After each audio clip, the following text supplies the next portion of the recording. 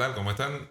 Muchos saludos desde aquí, desde Guayaquil, donde grabamos, seguramente no lo habías pensado. Bienvenidos a otro capítulo más. Un saludo, JJ, soy Alejandro Pentón. Un saludo, JJ. De una vez te doy el paso para que presentes el tema del día de hoy. ¿Qué tal, Alejandro? ¿Qué tal con todos? Un saludo muy especial. El día de hoy traemos un capítulo pues solicitado a petición de nuestros oyentes, valga la redundancia, y tiene que ver con los aspectos propios de una pareja. Hemos decidido titularlo Mi amor no es lo que parece. En definitiva, el tema de la pareja es uno de los temas más importantes que todo ser humano vive, ¿no? En algún momento de su espacio terrenal, de su espacio carnal. Empezando por el hecho de que en grupos, incluyendo grupos pequeños, grupos de dos, en parejas, Sí. Es cuando el ser humano realmente se desarrolla. Es cuando crece y tiene posibilidades de tener una proyección de vida mucho más amplia.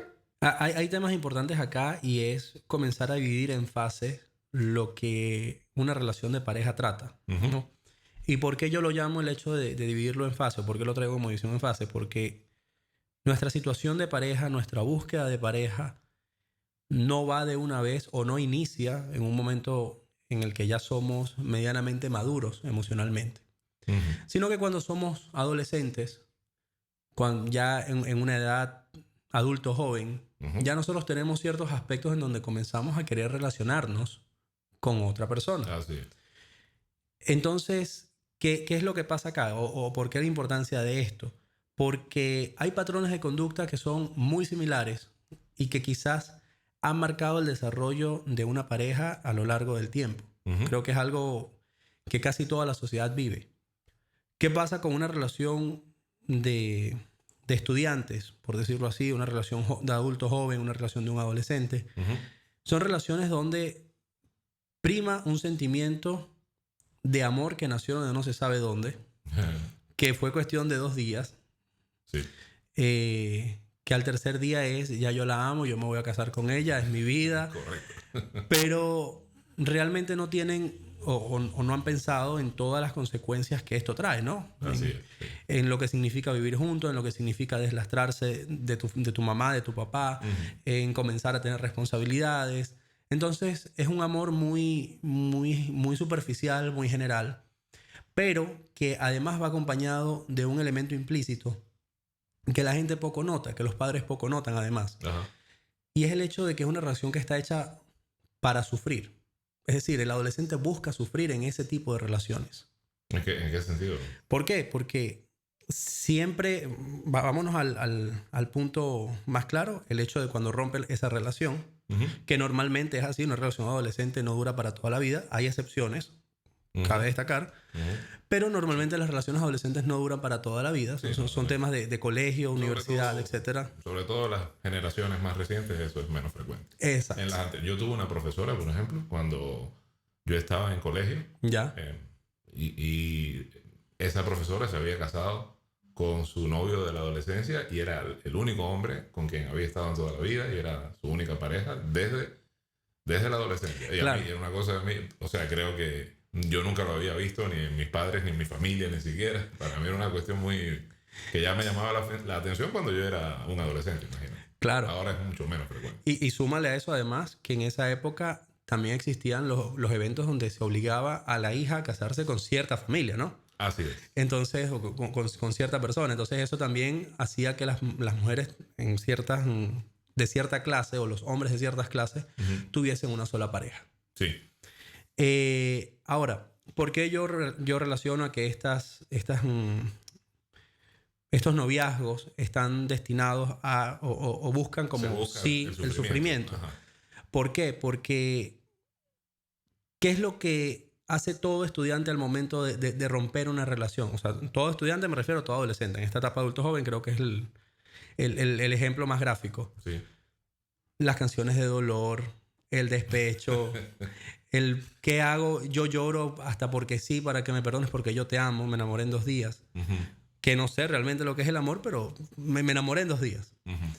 Entonces, es parte de, perdón, parte de ese sufrimiento lo llevan a las redes sociales, por ejemplo. Ya. Mírame sufrir, mírame llorar. Mira como yo perdí algo importante. Pero yo no lo veo eso como la búsqueda principal. Para mí es una consecuencia de algo que es inevitable que pase. Claro, pero el hecho de cómo yo abordo ese sufrimiento creo que es un factor bastante importante. Claro, no. Y sí tiene, y claro, la forma en cómo lo abordas, yo sí creo que tiene que ver mucho con o sea, con la necesidad que tiene el adolescente de identificarse con algo. En Exacto. este caso, digamos, no sé, con los protagonistas de las series que ha visto que Exactamente. en algún momento sufren una ruptura y en el caso de algunos se echan en el sofá a comer helado indefinidamente o a escuchar música deprimente o cuestiones así, ¿no? Exacto. Eso sí creo que existe. Ahora, no, yo estoy también llevándolo un poco a un plano autorreferencial porque estoy tratando de ver si yo buscaba eso y yo esa parte un poco me la perdí.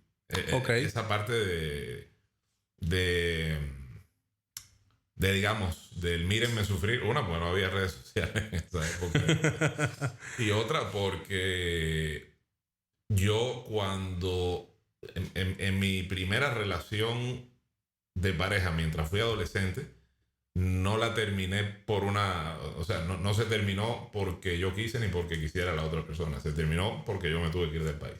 Ya. Entonces quedó ahí una cuestión que, ¿cómo hubiese sido sí? ¿Entiendes? Que siempre quedó ese interrogante. Entonces, por eso estoy tratando un poco de ordenar a ver si encuentro eso que tú dices. Fíjate que justamente ahí hay algo importante. Hay dos cosas importantes en las que mencionas, ¿no? Te imaginaras que hubiese pasado sí. Claro. Te recuerdas aquello que ocurrió. Uh-huh. Cuando no había redes sociales, por ejemplo, hubo un gran auge de esto que se llamó emo. Sí, la época de los adolescentes emo, ¿no? Sí, claro. Mostraban su dolor yéndose vestidos de negro donde pudieran.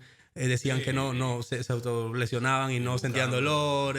Y buscando incluso como referentes a figuras que habían sido famosos por suicidarse inclusive. Exactamente. Entonces, fíjate que es una característica que, sí, según la época, el contorno social, Ajá. buscan una manera de demostrarlo. Y a ese punto es al que yo iba. El tema en que un adolescente normalmente busca cómo demostrar ese sufrimiento. Sí, efectivamente hay excepciones. Ojo, yo no voy a quitar que hay personas a esa edad que son suficientemente maduras como para no hacer eso. Hay personas que tienen factores externos que modifican este tipo de particular en el evento. Sí. Pero el grueso de la sociedad, en general, realiza esto o se va a esto. Ok. Pasando de esa etapa, que ya vienen etapas un poco más estables emocionalmente, llega a esta etapa de adultez, me refiero 25 años hacia arriba, Joven, promedio, sí, donde comienzan a entender un poco más lo que significa el respeto a la pareja, lo que significa el pasar tiempo con esta pareja, el dedicar ciertas situaciones. Inicia formalmente, sé que esto puede pasar desde antes, pero inicia formalmente una actividad sexual importante, o sea, característica como activa, ¿no? Claro, la vives ya con más libertad porque... Exactamente. La puedes hasta pagar, en el sentido de que todos los gastos que el hecho de tener un lugar donde hacerlo, digamos, un preámbulo que puedas tú mismo configurar con una invitación a un lugar o un viaje a tal sitio romántico, etcétera, y que tú mismo lo puedas costear, te da más libertad para eso. Exacto. Entonces, ahí en ese punto, efectivamente, subimos de nivel. Pero todavía nos queda el hecho de que sigue habiendo un evento imaginativo allí importante, y es que yo sería feliz con esa pareja siempre. Yo voy a ser feliz siempre con esa pareja, pero no han tenido todavía la base de vivir con otra persona. Claro. Que es la parte ya adulta. Porque todavía no existe la convivencia. Exactamente. Ahí es igual, hay que mencionar un poco que hay sociedades un poco, digamos, que en ese sentido tienen costumbres diferentes y donde la convivencia comienza un poco antes. O sea, ¿ya? Un poco antes de lo que tú mencionaste, estás hablando de 25 años. Sí, promedio. Digamos. Por ejemplo, comienza incluso con la etapa universitaria. Ok. Cuando te vas a estudiar, ya ahí obviamente en muchos casos te vas a estudiar, en algunos casos no, pero por ejemplo a mí no me tocó eso. Yo estudié, bueno sí, yo estudié en una ciudad diferente a donde estaba viviendo, pero luego mis padres se mudaron a la ciudad donde empecé a estudiar Ya. y, y digamos no perdí ese contacto con la familia de la cual provengo, pero en muchos casos sí se da eso.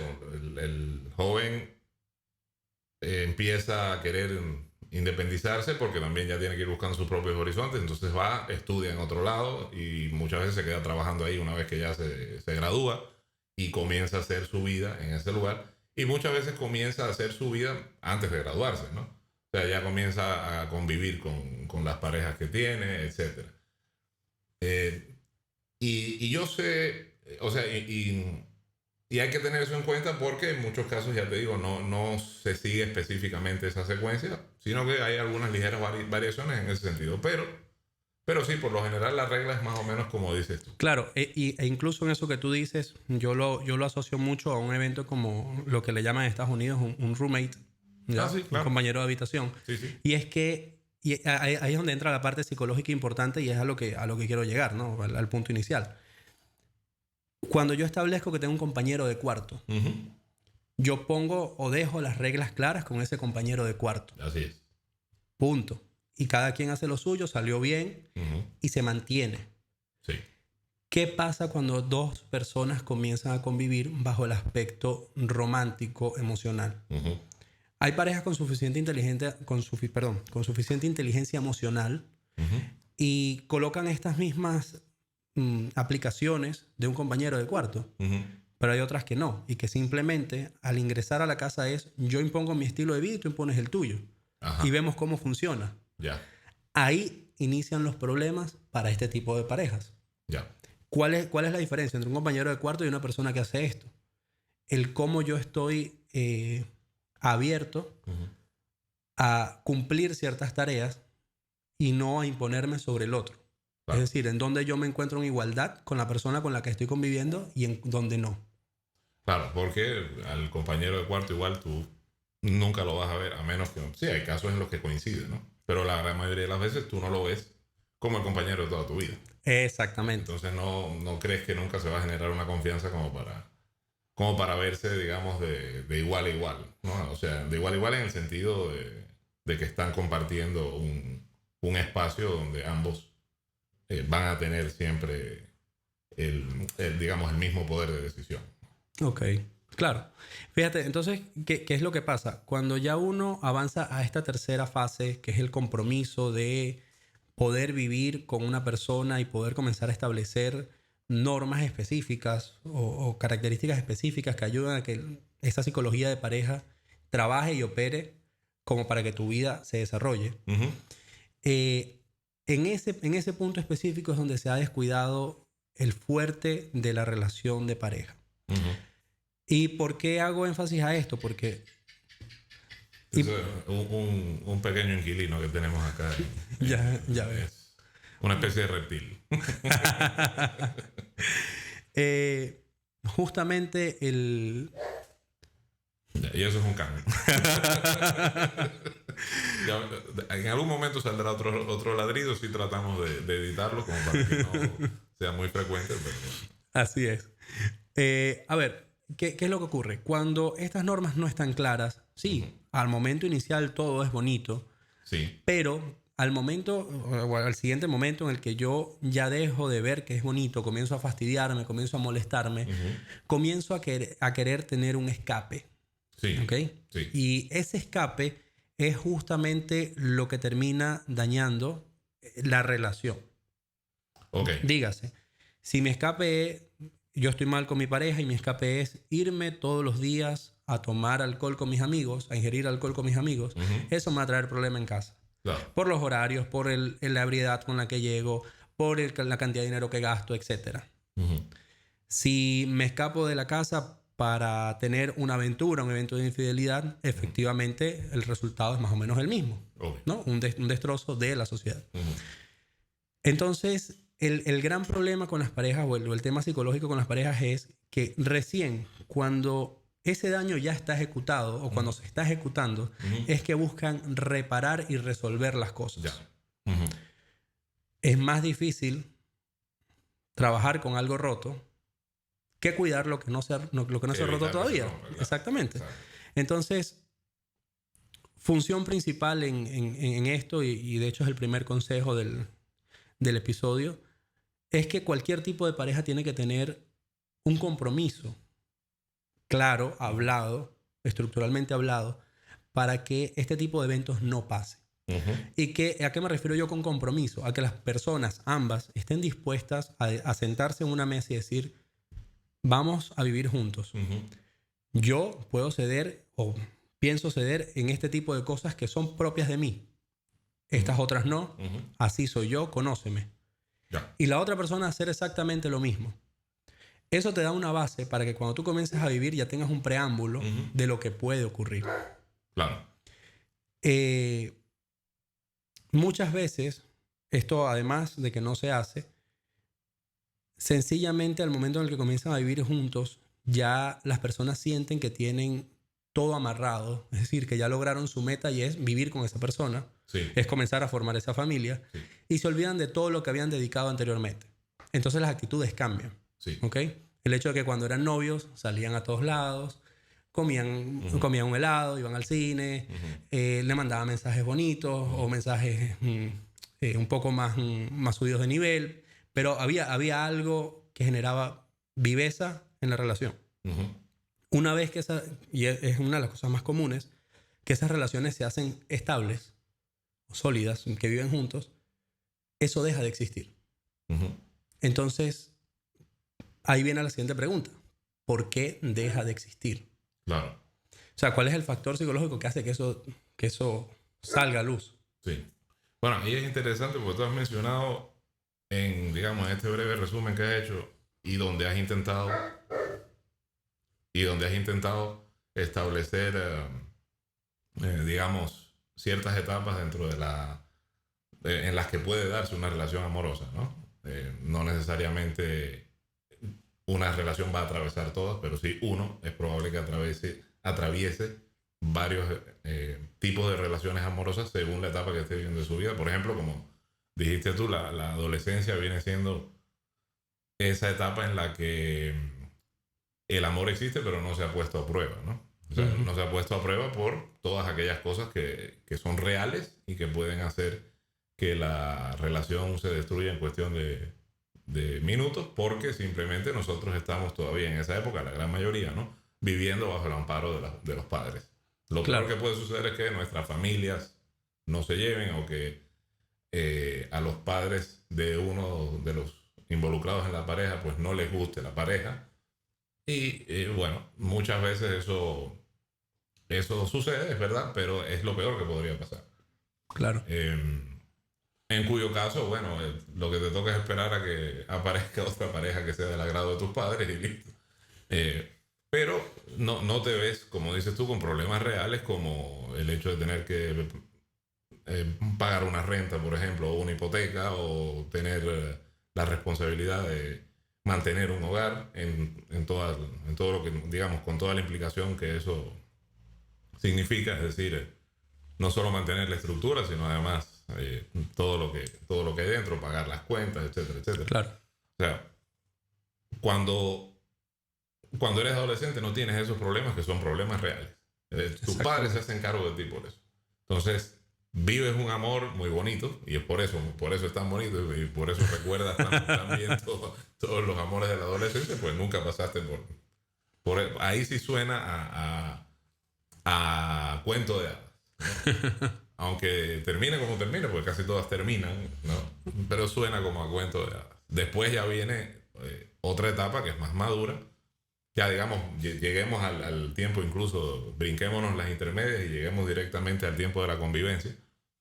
Y ahí es otra cuestión también. Al principio, cuando conoces a la persona, es también una especie de cuento de hadas, porque la persona te causa ciertos sentimientos, tú la admiras o te hace vivir determinado tipo de emociones por la novedad, por el hecho de de todo lo que comparten o todas las cosas nuevas que comienzas a vivir con esa persona. Y después viene aquella cosa, la realidad, ¿no? Hay que afrontar también una serie de problemas que tenemos que ver cómo los resolvemos juntos. Entonces, ahí también hay partes bonitas porque te das cuenta de que justamente escogiste a la persona que te va a ayudar a crecer en ese sentido, o también te puedes desencantar porque te das cuenta de que escogiste a alguien que no era para ti. Exacto. Pero bueno, ya una vez que encuentras a la persona indicada, pues comienza también eso. Pero como dices tú, hay una parte en la que muchas veces se avanza en la relación y se rompe ese encanto, ya las cosas dejan de ser como eran antes. Y ahí tú has mencionado, digamos, en lo que tú dijiste has mencionado varias cosas que pueden detonar eh, cualquiera de esos sentimientos. O sea, que pueden ser, mejor dicho, pueden constituirse como el detonante de cualquiera de esos estadios. Por ejemplo, mencionaste el mismo hecho de convivir, el, el hecho de no estar uno dispuesto o no estar en determinada etapa cumpliendo con aquello que se comprometió a cumplir. Por ejemplo, digamos, mantener el orden de determinadas habitaciones o determinadas partes de la casa, o hacerte cargo supongamos, de llevar a los hijos al colegio, o de la educación o determinada parte de la educación de los hijos, o hacerte cargo de proveer algo para tu familia de orden material, hasta la parte que tiene que ver con la infidelidad que también mencionaste, ¿no? O sea, el hecho de que no encuentras a tu pareja ya tan atractiva como antes, o te aburrió lo que antes te entretenía, o cuestiones así. Hay muchísimos factores. Entonces, todo eso hay que tomarlo en cuenta porque ahí es donde tú comienzas a darte cuenta tú comienzas a darte cuenta, como dices tú, hay mucha gente que ya se da cuenta demasiado tarde y comienza a pensar en el problema ya una vez que el problema se presentó y ha causado varios estragos. Claro. Pero, bueno, ahí es que uno se da cuenta si realmente se casó o se unió a la pareja que tiene por las razones correctas. Entonces, eso lo digo más que nada porque yo creo que hay que tener, o mejor dicho, desde mi punto de vista, para abordar este tema, lo más sano es un poco tomando la referencia que tú dabas con respecto a abordar las cosas, digamos, a cuidar lo que se tiene antes de que se rompa. Yo pienso que la situación debe abordarse desde un principio en las mejores condiciones posibles. Esto quiere decir, en primer lugar, la pregunta de si me casé o me voy a casar, o sea, no debería ser si me casé o si me unía a una pareja por las razones correctas, sino antes de unirte, claro, existen las razones, o lo estoy haciendo por la razón correcta. Y lo mismo, tener en cuenta siempre una cosa. Richard Bandler, a quien yo cito mucho como referencia por la cuestión de la programación neurolingüística, que es algo a lo que me he dedicado durante un buen tiempo, él suele decir una cosa, ¿no? Y es que toda relación amorosa está destinada a terminar en tragedia. Okay. Ya sea porque uno de los dos integrantes de la pareja decide terminar con el otro, o simplemente porque uno de los dos fallece primero que el otro. Entonces eso lo vemos a diario, ¿no?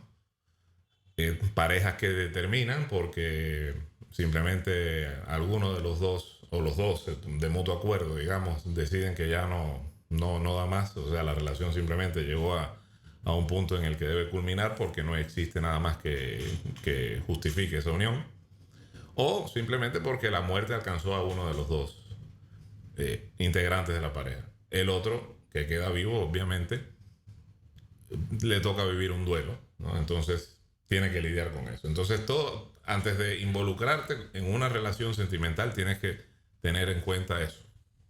Va a terminar. En algún momento va a terminar y no te va a gustar.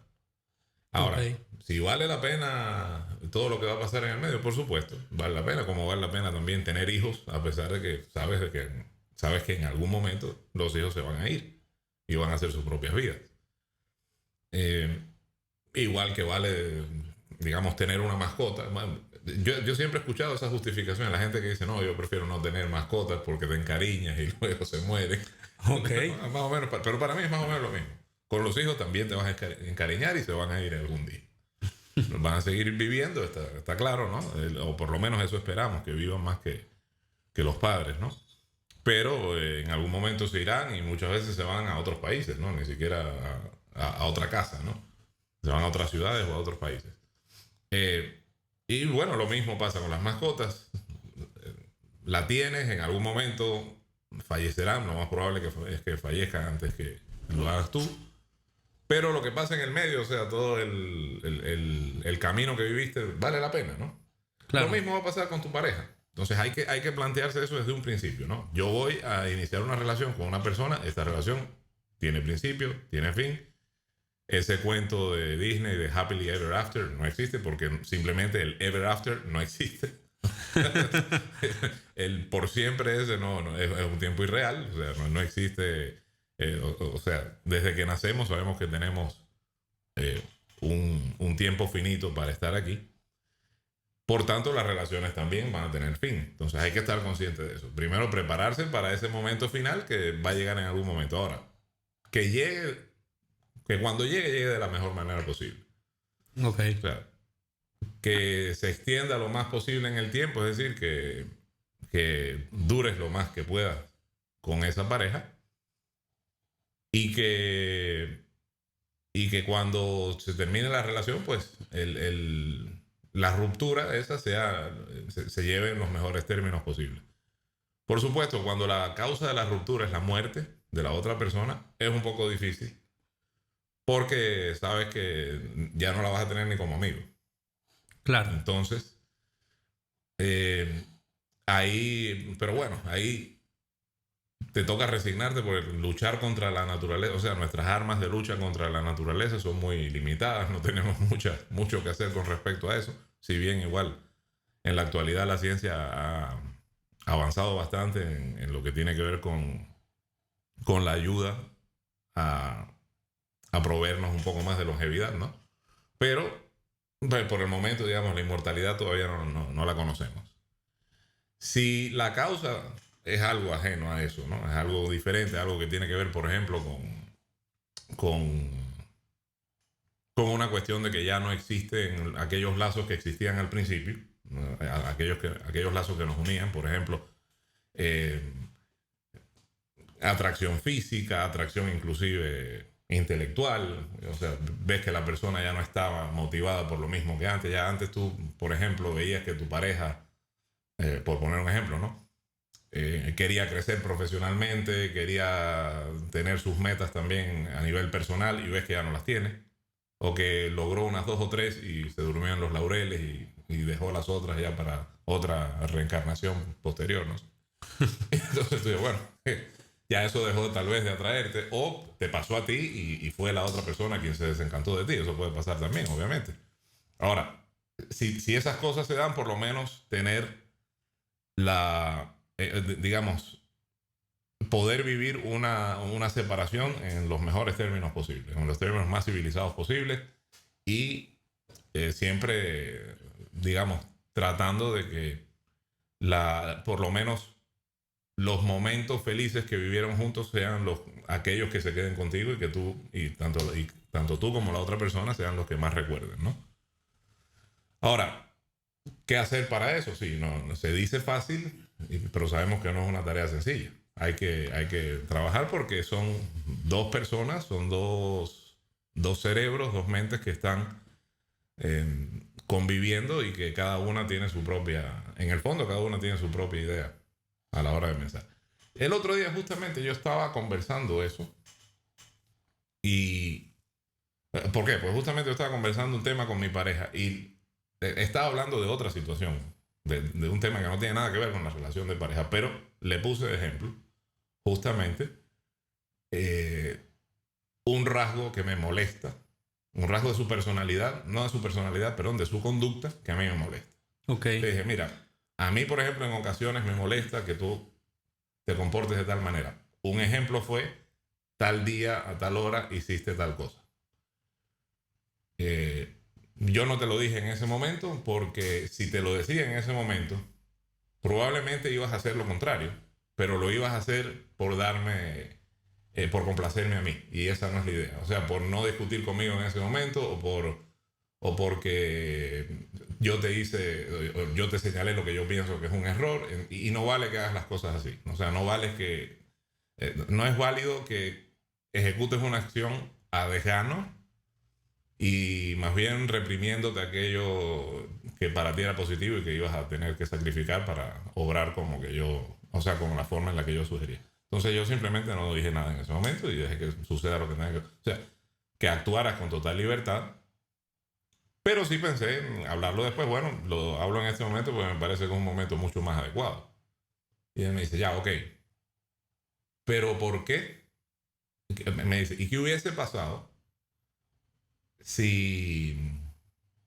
O sea, ¿qué hubiese pasado si me lo hubieses dicho en ese momento? Es muy probable que hubiésemos discutido. Eso yo también lo medí. O sea, me di esa consecuencia. Porque si yo te decía eso, tú te ibas tal vez a entrar en un estado emocional poco agradable para ti y vas a dar una respuesta en ese estado emocional. Tal vez se armaba ahí incluso una especie de ir y venir ya en un estado emocional medio inconveniente para ambos. Entonces, sí, es muy probable que el resultado hubiese sido una discusión, una pelea. Claro. Pero en realidad nosotros no peleamos mucho. Dice, no, porque más o menos hemos aprendido a actuar de esa manera. ¿Y por qué? Yo te digo, no sé si la estrategia, le dije a ella, no sé si la estrategia que usas tú es la misma que uso yo, pero la mía es presuponer de base que tú me quieres y que tú lo que haces no lo haces con mala intención hacia mí. Claro. Entonces yo digo, ok, esto no me gustó, pero yo sé que ahí no hay mala intención. Simplemente hubo, qué sé yo, ignorancia, equivocación, cualquier otra cosa. La causa de ese comportamiento fue cualquier otra cosa, menos la mala intención. Entonces, obviamente, eso a mí no me puede enojar, me puede molestar el resultado de la acción, pero la intención que hay detrás sé que no me va a molestar. Por tanto, en ese momento, si eso me causó alguna molestia, pues yo espero a que me pase la molestia y después ya conversaremos sobre el tema. Claro. Para tratar. Ahora, la cuestión está en eso, en que mucha gente se deja llevar por la emoción del momento. Y ahí se entorpece, yo sí pienso, el proceso de comunicación, que es la base para mí de cualquier buena relación entre seres humanos, en general, sean parejas o no. Claro, es que mira, justamente en ese punto va algo muy, muy preciso de lo que tú acabas de mencionar. El hecho de comenzar o saber tolerar, pero es importantísimo saber qué tolerar. Claro. ¿Ok? Ese ejercicio mental de decir, yo tengo a esta persona junto a mí, con estas características. Sí. ¿Qué pasaría si yo le quito, digo muy generalmente, ¿no? Tiene 5 características que a mí me gustan. Si yo le quito la primera, ¿podré convivir con las otras 4? ¿Seguiré queriéndola? Sí. Ok. Le quito la segunda. ¿Podré convivir con las otras 3? Claro. Digamos que sí. Le quito la tercera. ¿Podré convivir con estas 2? Tengo ya mi duda. Ok. Yeah. Hasta ahí tú sabes que puedes marcar. Claro. Ahora, cuando tú estás decidiendo vivir con una persona, cuando tú estás decidiendo crear una vida con una persona, sí, el factor muerte es algo inevitable. Sí. Pero que todo, como tú bien dices, que se termine de la mejor manera posible. Es decir, que todo lo que se ha vivido sea suficiente como para decir, yo recuerdo aquello. Y no me imagino qué hubiese pasado si. Ah, claro, claro. Y a ese punto está justamente el hecho de ser inteligentes y saber tolerar o saber de antemano qué puedo tolerar yo y qué no de esta persona. Y saber que las personas como seres cambiantes en algún punto son susceptibles de dejar tal o cual situación. Sí. Es decir, antes de yo aceptar a una persona, yo sé que esta persona es propensa a modificar tales patrones de conducta. Y yo tengo que pensar si efectivamente puedo seguir con esa persona si esta persona llegara a modificar esta parte de esos patrones. Así es. Es exactamente eso, pero la clave o el concepto clave en eso es tolerancia. Ahora, tú mencionas algo importante allí en eso que dices y es el hecho de no acudir a la emoción o al sentimiento del momento para tomar una decisión o para decir algo. Sí. Eso lo escuché alguna vez en un tema de psicología de pareja, es algo que le llaman tiempo fuera. Tiempo fuera. Sí. Dígase que es un espacio en el que la persona se detiene, se aleja del momento. Si no puedes físicamente, al menos mentalmente te alejas del momento, te guardas para ti, creas un canal de comunicación distinto, cambias el tema, piensas en otra cosa, ves una película. Hay métodos que ayudan a que puedas controlar eso en el momento preciso, ¿no? Okay. O sea, busca un factor externo que te interese y ese factor externo que te interesa lo fijas, poniendo de un lado la otra idea, que es la idea de la molestia. Ya. Una vez que tú haces eso, obviamente lo llevas al plano racional, llevas al hecho de poder controlar una emoción, que es un tema que también tenemos pendiente de conversar, el tema del control de las emociones, hasta dónde es razonable una emoción. Pero por lo menos en el aspecto de mostrarle a alguien o decirle a alguien, hacerle ver a alguien algo que te molesta, creo que es algo que se puede hacer. Sí. Con un sencillo ejercicio mental, ¿no? que es ese que les acabo de mencionar. ¿Qué ocurre? En el plano psicológico, en el plano mental, es importante que el grueso de personas tienden a buscar satisfacer esa emoción de manera directa, porque así lo dice la parte subconsciente de su cerebro. O sea, es la parte animal, es la parte instintiva, ¿no? Sí. Bien. Eso mismo, cuando se lleva, y lo digo incluso con bases científicas, que lo he revisado en otros momentos, eso incluso cuando se lleva hasta el plano sexual, es lo que trae problemas.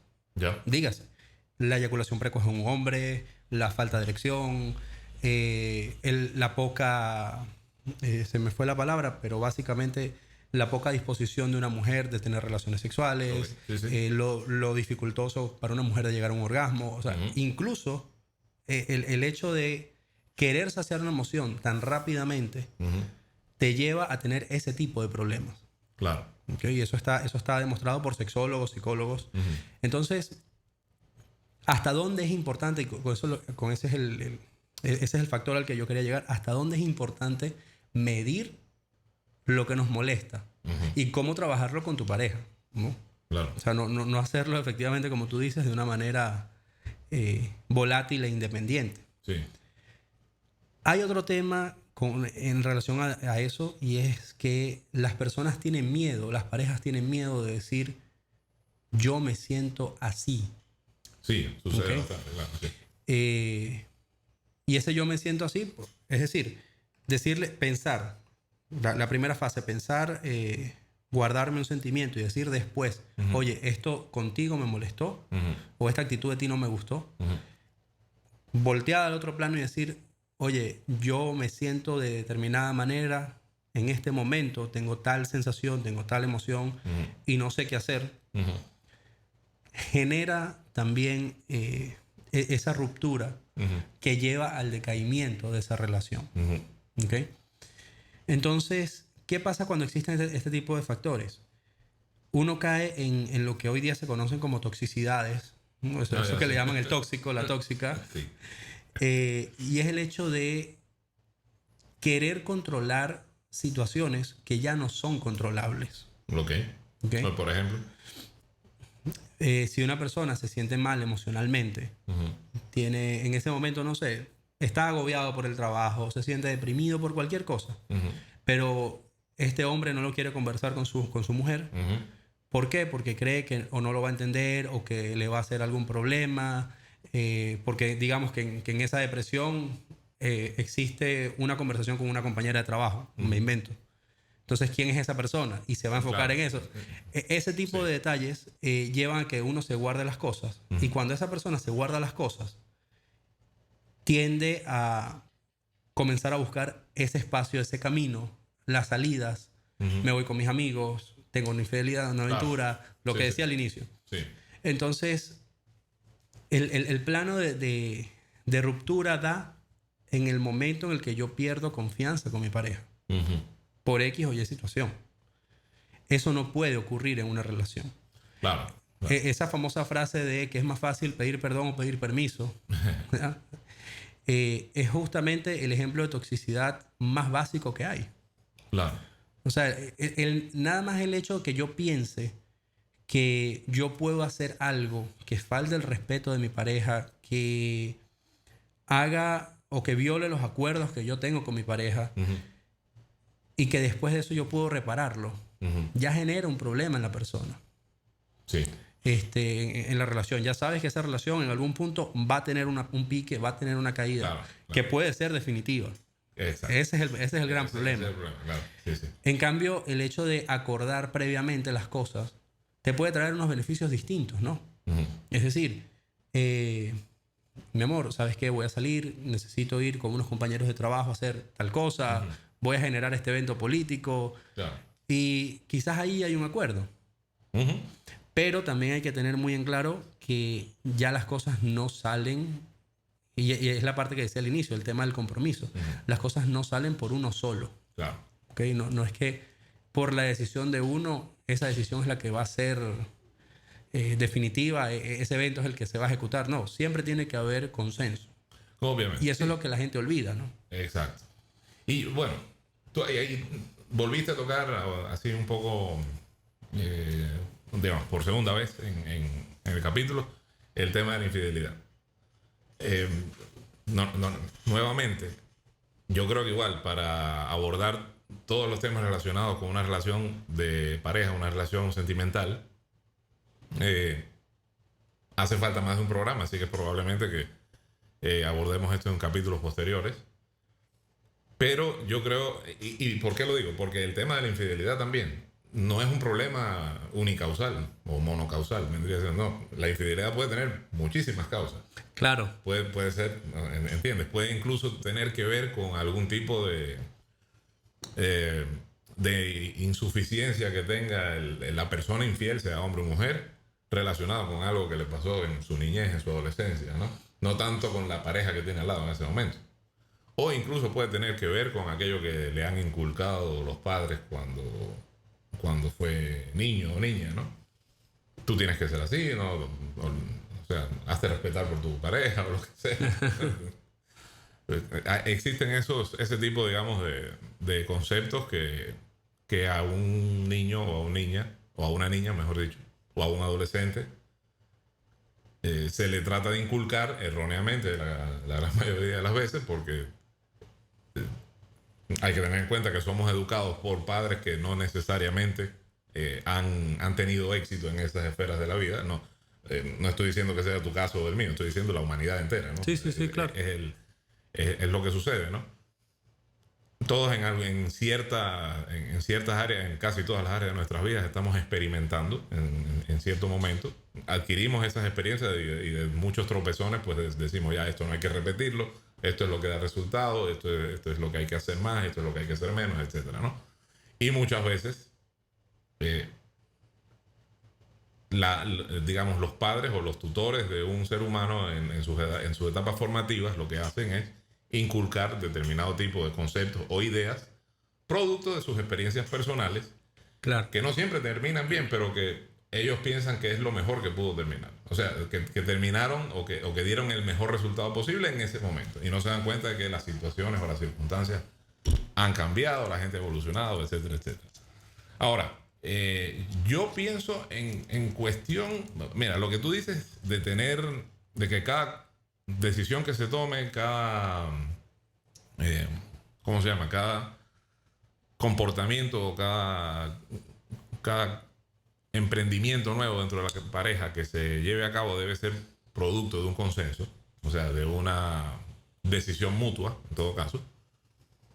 Yo pienso que eso es esencial, pero yo también creo que ambos integrantes de la pareja deben estar conscientes de la libertad del otro.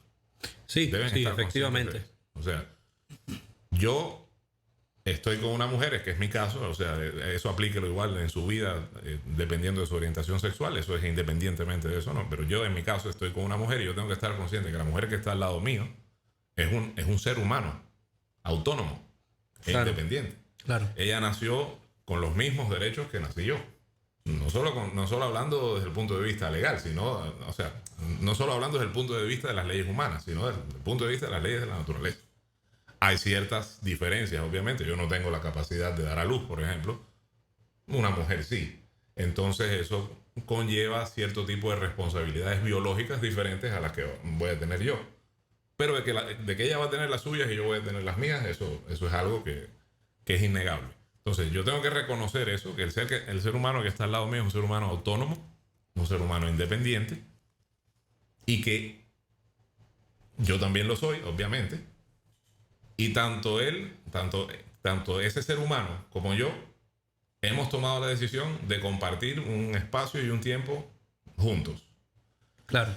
Y durante ese tiempo, esa independencia, esa libertad, esa individualidad y esa autonomía hay que respetarla, ¿no? Claro.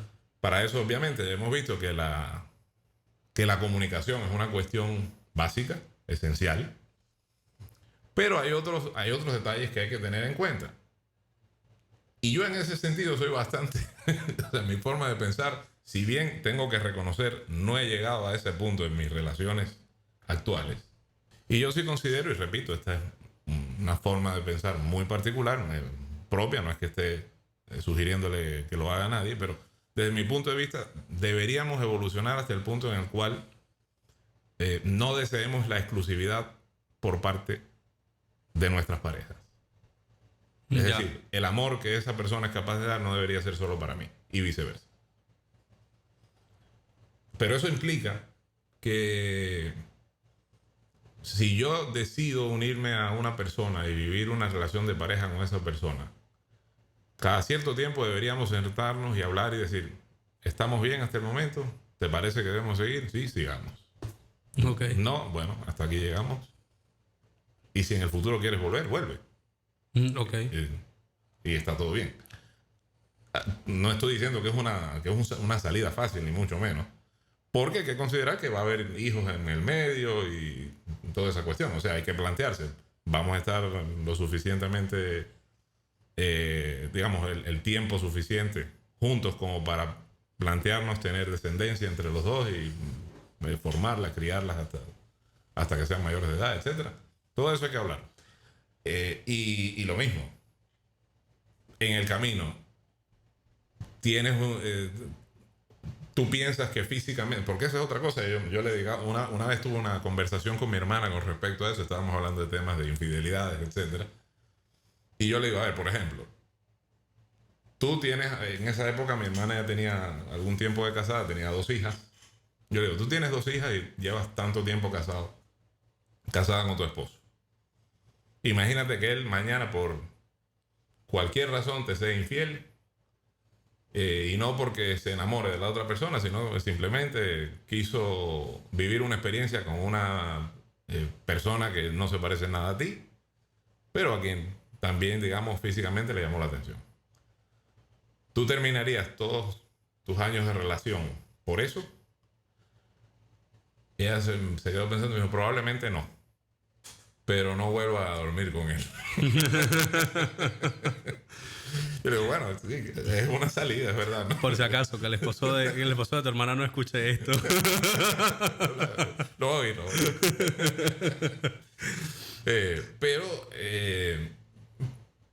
claro, ¿por qué me dice que probablemente no rompa todos esos años de relación? Porque ahí tú tienes que darte cuenta, ¿qué vale más? ¿Qué pesa más? ¿Qué pesa más? Toda una vida, bueno, una buena parte de una vida al lado tuyo, secundándote en todo, jugando, digamos, para el mismo equipo, siendo cooperativo, etcétera, ayudándote a criar hijos, portándote bien como padre o como madre. Eso versus una noche de juerga que te fuiste con una mujer a la cual no volviste a ver nunca más. ¿Qué pesa más realmente? Ahora, ¿por qué te molesta más lo otro? Claro. Ahí yo veo una cuestión también del ego, ¿no? Que, sobre todo en el caso de los hombres, no sé las mujeres como... Yo no soy mujer, no estoy en la piel de una mujer como para sentir eso, pero en el caso de los hombres lo vemos como, alguien se metió con mi manada. Claro, claro. Lo ve como eso. Y desde ese punto de vista reaccionan. Pero yo me pongo a pensar, es imposible que que yo me, o sea, veo ilógico que yo me crea que soy la persona capaz de ofrecerle todo el placer o de llenar todo el potencial de placer, hablando físicamente específicamente. Pero no, incluso intelectualmente o espiritualmente. Es imposible que yo llene todas las expectativas, el 100% de expectativas de otra mujer, porque simplemente el mundo es infinito. Entonces, aquellas esferas de la vida que yo no soy capaz de abarcar, las está abarcando otra persona. Y hay otras que no somos capaces de abarcar ni esa persona ni yo, entonces las abarca un tercero y así sucesivamente. Entonces, es lógico que alguien no quiera perderse esas experiencias. Claro. Y entonces es cuando digo, bueno, ¿y si renunciamos a la exclusividad? Sí, mira, a ver, ahí entra en juego algo importante con lo que tú dices. Y es el hecho de por qué se es infiel. Hay tesis, es decir, hay algunas teorías sobre esto, pero hay una que biológicamente a mí me llama mucho la atención porque creo que es la más acertada, ¿no? Es el hecho de que hombre y mujer tienen motivos diferentes para ser infieles. Okay. ¿Qué ocurre? Un hombre, o digámoslo así, el órgano reproductor del hombre funciona con sangre. Es decir, se erecta por la circulación de la sangre a cierto punto. Sí. Y obviamente uno tiene una cantidad de sangre limitada. Si la sangre circula más hacia un punto que hacia otro, hay espacios de tu cuerpo que operan menos. En este caso, el cerebro. ¿Okay? Yeah. Es decir, mi capacidad de raciocinio en ese momento disminuye. ¿Por qué? Porque la capacidad animal, la parte instintiva, la parte de reproducirme, está en pleno. Diferente es la mujer cuyo órgano reproductor funciona de una manera muscular. Okay. O sea, ellas pueden estar teniendo relaciones sexuales y pueden estar pensando en absolutamente otra cosa. Nosotros no. Ya por ahí tú tienes diferencias. Ojo, de esto hay sus salvedades, ¿no?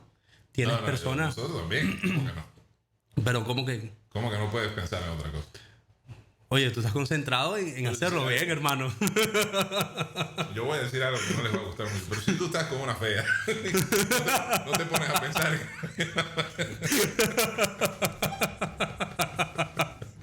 Tú ves la parte bonita, loco. Igual estás pensando, incluso si estás con una fea, o con el contrario, estás con una mujer que está muy bonita, Sí. que te llena de mucho placer, de mucha excitación solo verla. Sí. Y tú estás en eso, llega el punto cómico en el que tú dices, no eyacules. Te concentras básicamente en la actividad sexual. Es decir... Sí, no, en eso estoy de acuerdo. Pero yo pienso que eso es una concentración que haces de manera incorrecta. Porque te concentras en lo que no debes concentrar. Sí, pero ese es el detalle. El hombre, o sea, sea ese ejemplo que es un ejemplo jocoso, o sea, es un ejemplo a chiste, o sea, el ejemplo de yo estoy concentrado en hacerlo bien, en tener la mejor posición, en no hacerle daño, etc. O sea, yo estoy concentrado en el acto sexual como tal. Sí, pero a ver, ya, y esto es hablando con seriedad, fuera de las bromas que ¿y qué pasa, por ejemplo, con la gente que practica, y esto es algo que está documentado, a eso iba. sexo tántrico? Sí, a eso iba. Tienes tus excepciones de personas que han llevado su mente, justamente, han llevado su organismo a tener una función sexual o un desarrollo sexual distinto. Okay. Pero ¿cuántas personas conoces tú que practiquen el sexo tántrico y logren tener... No, estamos de acuerdo, en eso estamos de acuerdo. Entonces, ese es el detalle. Son excepciones. El grueso, o sea, el general de la población masculina opera instintivamente. Sí. Mientras que el de la mujer opera mentalmente. ¿Por qué? Porque trabaja con un músculo. ¿Qué pasa? O ¿por qué yo hice esta referencia? Porque el hombre cuando quiere ser infiel no dice oye, yo le voy a faltar el respeto a la persona con la que estoy viviendo. No, es que sencillamente mi parte animal quiere o busca generar esa interacción carnal. Claro. La mujer, por el contrario, sí busca o sí piensa en otro tipo de cosas. Es decir, la mujer incluso detalla las consecuencias de lo que puede pasar. Sí. El hombre normalmente no lo hace. O no le importa porque está en ese momento carnal. Claro. La mujer dice, si yo soy infiel puede pasar esto, pero le estoy siendo infiel por esto otro y está pasando esto otro. Y llega el punto en el que los motivos, ojo, no justifico ninguno de los dos para las personas conservadoras, ¿no? Sí. Pero los motivos son distintos. No, Ahora, claro, sí. el que el motivo sea distinto lleva a que el aceptar, y desarrollo un poco más esa idea que tú planteas, Ajá. el aceptar una situación de poligamia, una situación en la que podamos tener una apertura, perdón, o una falta de exclusividad con una pareja, sea complicado de desarrollar. No, dentro de estos esquemas resulta que el hombre quiere ser el dominante de la manada, el alfa de la manada, y no va a permitir que otro alfa vaya con su hembra. Sí. La mujer, por el contrario, siente que está siendo menos querida, menos valorada, menos atendida y que se van a burlar de ella. Ajá. Entonces tampoco lo quiere permitir, por ende conserva a su hombre. Además que piensa que justamente otra hembra se puede llevar a ese hombre. Hablando en el aspecto netamente animal, ¿no? O sea, Sí, se lleva a ese hombre, crea otra manada y esa mujer queda desprotegida, sola, sin la ayuda, etcétera. Como lo quieras ver. Sí. Entonces, cuando uno comienza a entender o cuando uno comienza a ver que efectivamente esa parte animal es superable, o que esa parte animal puede ser superable, yo ahí sí coincidiría en que en un futuro, y digo yo, bastante lejano,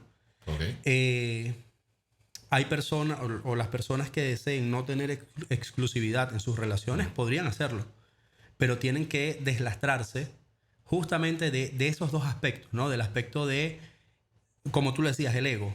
Primero el ego del macho alfa y segundo el ego o la poca autoestima de la mujer de decir, me van a cambiar. O sea, de romper ese miedo. Pero ahí también tendrías que romper paradigmas sociales, ¿no?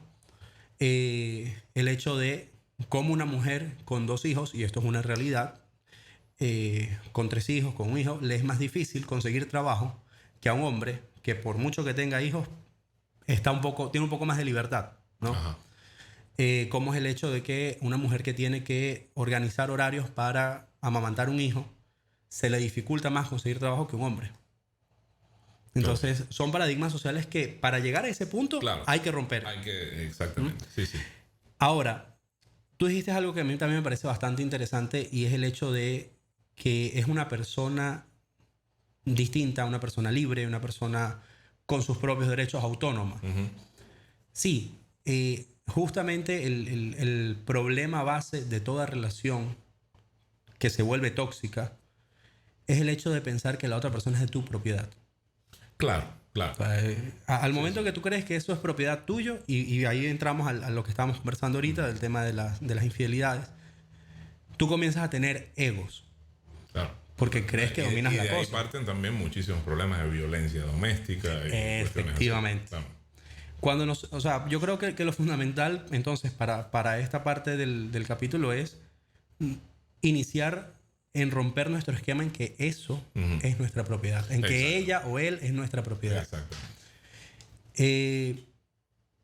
Ahora hay un tercer factor, un factor distinto que también opera dentro de una convivencia, que es bastante importante medir y que atenta en contra de este hecho de creer que es tu propiedad, ¿no?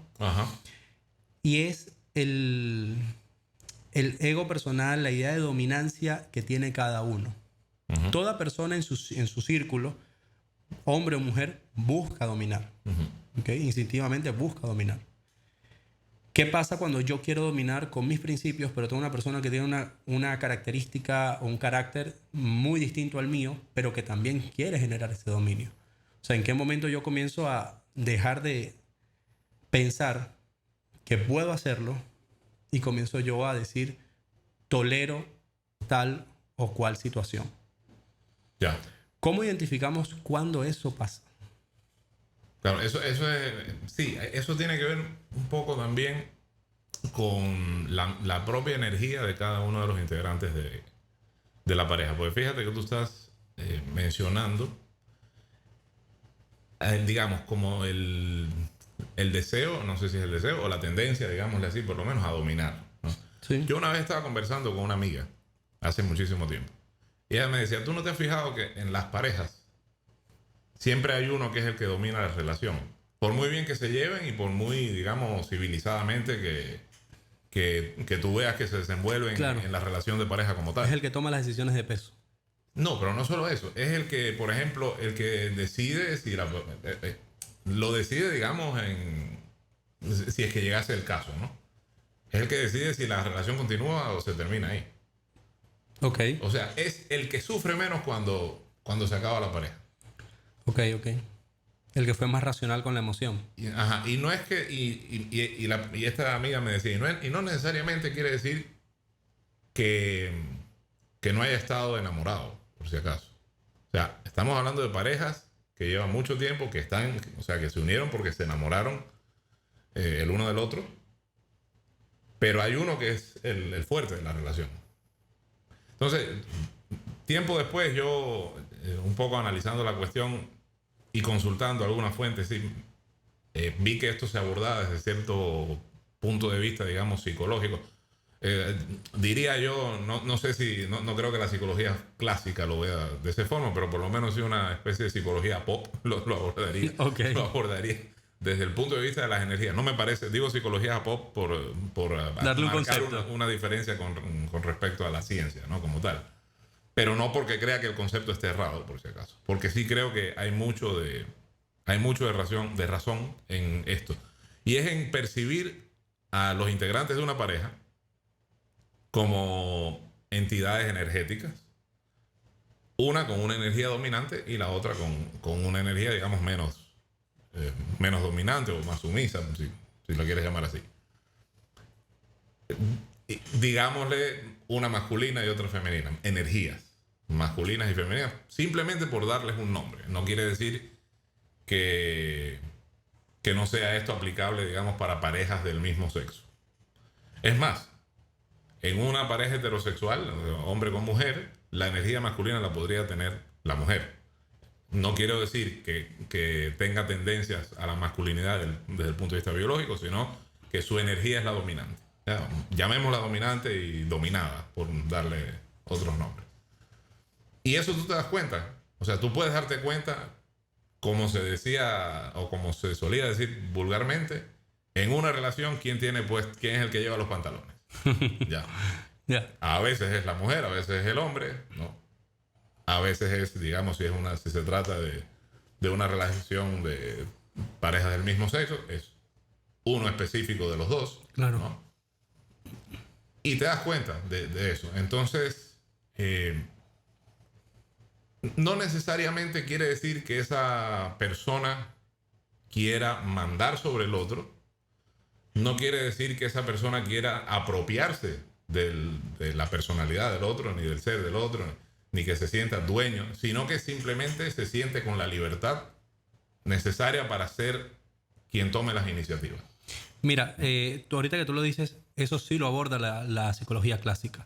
Ya me imagino. Perfil histérico y perfil obsesivo. Mira eso. El histérico es aquel perfil de una persona, sí, en resumen, ¿no? Básicamente que siempre está pidiendo, siempre está exigiendo. Okay. Y el obsesivo es una persona que siempre está dando o que siempre quiere cumplir las expectativas que el histérico coloca. Okay.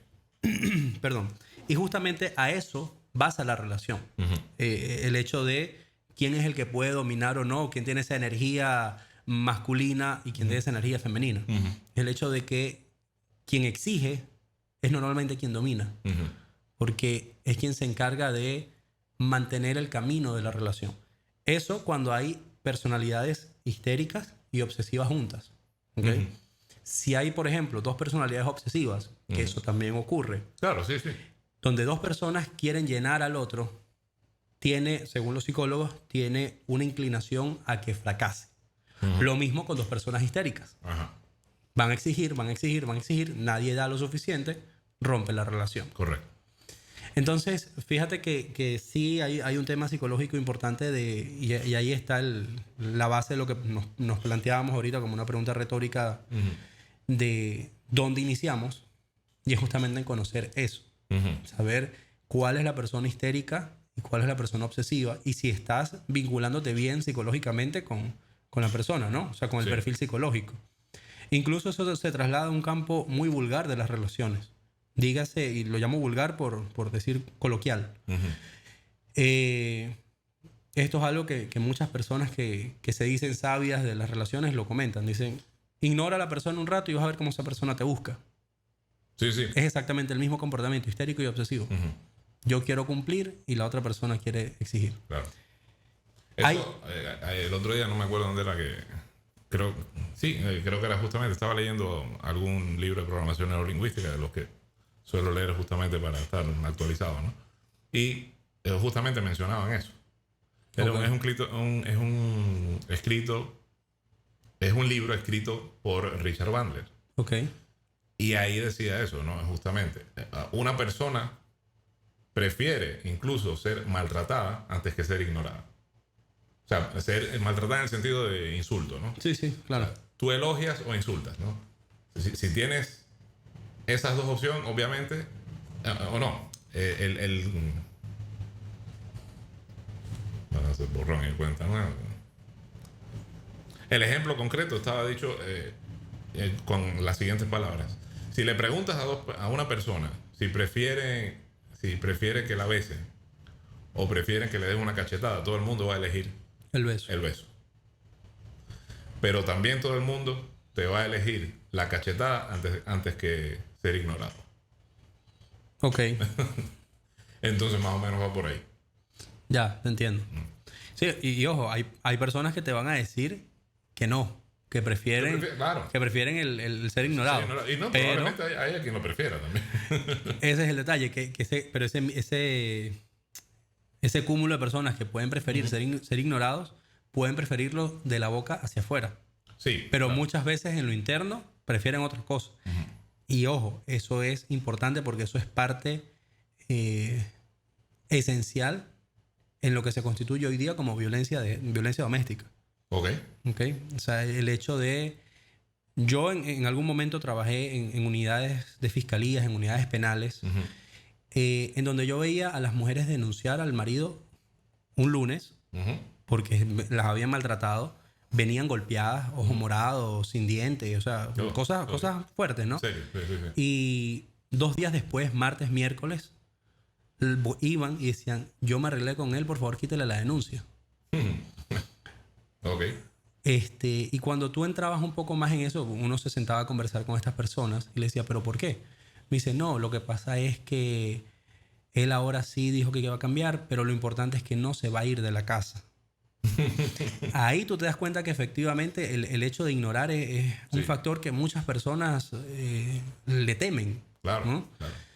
Ese miedo de ser invisibles para las personas cercanas, en este caso tu relación sentimental. Y justamente eso tú lo contrastas siguiendo la línea de ese mismo ejemplo. Cuando tú le dices a esa persona que una acción penal pública no se puede anular. O sea, tú no puedes quitar la denuncia. Tiene que agotarse hasta Exactamente. Última instancia. Esas personas ponían una cara de susto tan grande, tan tremenda, que era más que leíble el hecho de que temían que ahora sí, por el hecho de no poder quitar la denuncia, las iban a ignorar, se iban a ir. Ese particular es súper importante en lo que tú acabas de decir. Claro. Y muchas relaciones se centran en el hecho o en el evento de no ser ignorados. Claro. ¿Por qué no queremos ser ignorados en la relación? Y hasta dónde estamos dispuestos de relajar o de tolerar en esas características que nombramos al inicio, de esas 5. Quité 3, estoy quitando una 4. Claro. Porque no quiero que me ignoren. Porque me acostumbré a. Claro. Entonces, allí entra un poco el juego de la conciencia, ¿no? Yo creo que estas tres fases, estas 3 etapas que hemos mencionado, de la niñez, la adolescencia, la etapa adulto-joven y la etapa madura, uno los puede medir como grados de conciencia. ¿Ya? Subconsciente, conciencia media y conciencia perfecta, como le llaman algunos filósofos. Se llevan, o esas 3 se pueden trasladar a la última parte, que es la parte de la relación adulta. Sí. Incluso dentro de la relación adulta hay un nivel de conciencia subconsciente, o sea, un nivel primitivo, un nivel medio y un nivel perfecto. Muchas personas se quedan en ese nivel primitivo, ¿okay? Claro, en el hecho de querer satisfacer una emoción aún viviendo juntos, de querer mantener esa adolescencia interna y no asumir un poco de adultez. Y que en esa adolescencia interna está el hecho de, por favor, no me dejes. Por favor, no me ignores. Creo que eso como primer factor de conciencia es súper importante llevar. ¿Okay? El hecho de, y estoy yéndome un poco más al tema conclusivo, el hecho de no tener miedo a estar solos o no tener miedo a no tolerar algo que me va a hacer daño. Lo segundo tiene obviamente ya que ver con identificar o hacerse la pregunta de, y suena un poco egocentrista, ¿no? Pero hagan el ejercicio. En esta relación, ¿quién es la persona consciente? En esta relación, ¿quién es la persona madura? Aunque suene egocentrista. Digamos que yo estoy peleando con mi esposa y yo le digo, y yo me digo a mí mismo, yo soy la persona madura. ¿Quién es la persona que realmente domina? ¿Quién es el...? Háganlo por ego, no importa. Entonces, si yo soy la persona dominante, si yo soy el maduro, ¿cómo tengo que actuar? ¿Me opongo instintivamente? No. Claro. Yo bajo los niveles, dejo que pase el evento, como tú bien lo dijiste al inicio, y después me siento y digo, mira, pasa esto, esto otro, y resolvamos así. Eso te da a ti una cantidad de puntos de ventaja increíble en cuanto a cómo inició la relación o cómo inició ese momento de la relación y cómo está terminando. Claro. Llevar ese control puede ser la clave en que tu relación, esa relación que tanto quieres, tenga el futuro que anhelabas o por el contrario, tenga el final que nunca quisiste. Exactamente. Sí, hay un postulado de la programación neurolingüística que te dice: el elemento de mayor flexibilidad es el que controla el sistema. Bueno, eso quiere decir que uno igual tiene que aprender a ser flexible, y eso es parte de lo que mencionas tú, de tomar conciencia de quién está siendo consciente en la relación, quién está siendo el más consciente. Entonces, ten en cuenta también que tú puedes estar pensando que eres tú el más consciente y en realidad no es así, ¿no? Exacto. Pero eso no importa, porque aunque, como dices tú, aunque suene egoísta, igual te va a obligar a actuar a ti de la mejor manera. Exacto, de la forma más racional más posible, ¿no? Mientras que tu pareja, si está siendo consciente, bueno, si está siendo más consciente que tú tendrás, mejor todavía, porque tendrás la garantía de que digamos, en aquellos momentos en los cuales podría llegarse tal vez a algún tipo de discusión fuerte, indeseada, pues no van a llegar o van a ser menos frecuentes. Pero hay que tener eso en cuenta, ¿no? En algún momento, justamente, eso es lo que yo recomendaba, o más o menos la idea que yo quería transmitir al principio, cuando ponía como ejemplo la conversación esa que tuve, en la que yo decía, bueno, cualquier cosa, cualquier resultado de tu conducta, yo sé que no va a ser un resultado que venga de la mala intención. ¿Ya? Es un poco estar consciente de que de eso, partir de ahí, es un poco, yo pienso, lo más relacionado que... No. Pienso que es un poco el punto de partida de esta cuestión. Sí, coincido. Entonces, bueno, creo que llevamos cerca de una hora en esto. Han quedado algunas cosas por fuera de tal vez incluso cosas que tenía planeadas decir en este espacio, en este capítulo, pero bueno, que queden pendientes para otro. Para un futuro programa, claro. Sobre todo si a raíz de este va a haber comentarios, va a haber interacción con el público, mejor todavía para poder tener la oportunidad de organizar una segunda parte de este tema, que es muy amplio y que estoy seguro que a todo el mundo le interesa, porque la gran mayoría de la gente tiene una pareja o está planificando tener una. Claro. De mi parte yo me despido, no sé, JJ, si tienes algo más que decir. Creo que las conclusiones han sido suficientes para este abreboca. Como tú dices, hay una cantidad de puntos o subtemas que tratar acá. Estoy seguro que nuestros oyentes lo van a pedir, que van a estar deseosos de escucharlos. El tema de la infidelidad, por ejemplo, un tema muy llamativo. Se le podría dedicar todo un capítulo. Exactamente. Solo a eso. El tema del control de las emociones como tal, la psicología detrás de la emoción. Es decir, tenemos una cantidad de aspectos acá que podemos trabajar, así que creería que sí, podemos concluir el capítulo en este momento, agradeciendo nuevamente a todos los que nos escuchan por un capítulo más, por una hora más dedicada, y esperando pues sus comentarios No olviden seguirnos en nuestras redes sociales. Recuerden, esto es un capítulo más de Seguramente No Lo Habías Pensado, con Alejandro Pentón y mi persona, JJ Vázquez. Hasta luego. Hasta luego.